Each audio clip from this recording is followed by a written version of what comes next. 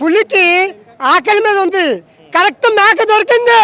కళ్యాణ్ గారు విశ్వరూపం ఇప్పటి వరకు చూడలేదు, ఇప్పుడు చూస్తారు. ఆ యాక్షన్ సీక్వెన్స్ ఏంటి, ఆ ఫైట్లు ఏంటి, అద్భుతం అనమాట.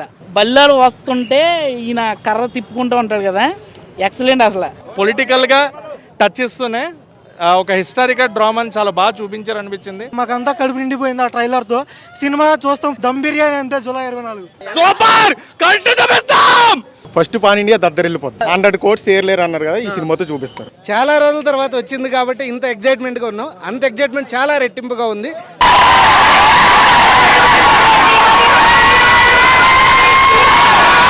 ఒక ఆకలితో ఎదురు చూస్తుండవు, ఎప్పుడు వస్తుందా అన్న సినిమా అని.